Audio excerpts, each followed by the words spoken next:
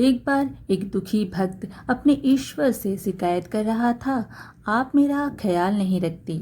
मैं आपका इतना बड़ा भक्त हूँ, आपकी सेवा करता हूँ, रात दिन आपका स्मरण करता हूँ, फिर भी मेरी जिंदगी में ही सबसे ज्यादा दुख क्यों? परेशानियों का अंबार लगा हुआ है, एक समाप्त होती नहीं कि दूसरी समस्या तैयार रहती है। दूसरों की तो आप सुनते हो, उन्हें तो हर खुशी देते हो। आपने सभी को सारे सुख दिए हैं, मगर मेरे हिस्से में केवल दुख ही दिए। ईश्वर ने कहा, सबके अपने अपने दुख परेशानियां हैं, अपने कर्मों के अनुसार हर एक को उसका फल प्राप्त होता है। यह मात्र तुम्हारी शंका है, लेकिन नहीं, भक्त है कि सुनने को राजी ही नहीं। अंत में अपने इस नादान भक्त को समझा समझा कर थक चुके भगवान ने एक उपाय निकाला। प्रभु बोले, चलो ठीक है, मैं तुम्हें एक अवसर और देता हूँ अपने भाग्य को बदलने का। यह देखो, यहाँ पर एक बड़ा सा पुराना वृक्ष है।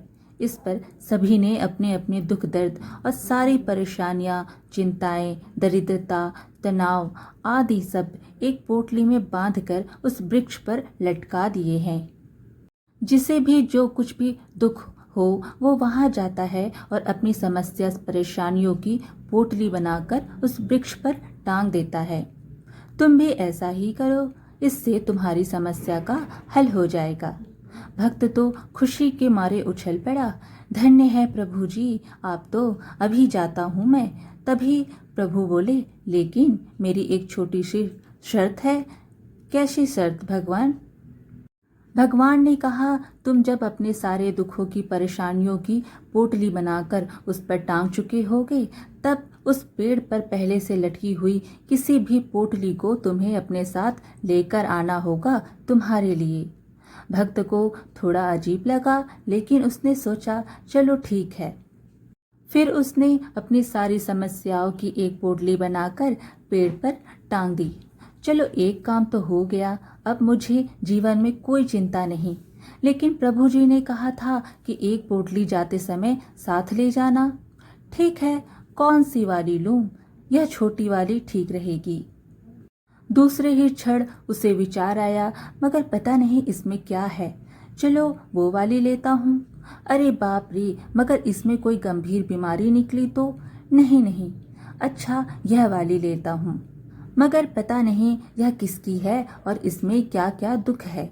हे भगवान, इतनी उलझन! वो बहुत परेशान हो गया। सच में बंद मुट्ठी लाख की, खुल गई तो खाक की।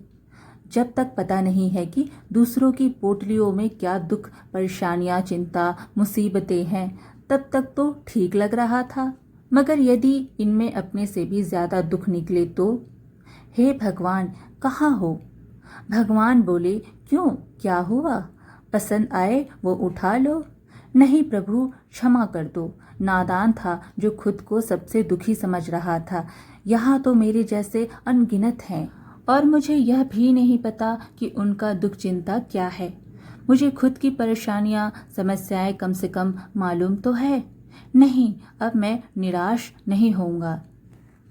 सभी के अपने अपने दुख हैं। मैं भी अपनी चिंताओं, परेशानियों का साहस से मुकाबला करूंगा, उनका सामना करूंगा, ना कि उनसे भागूंगा।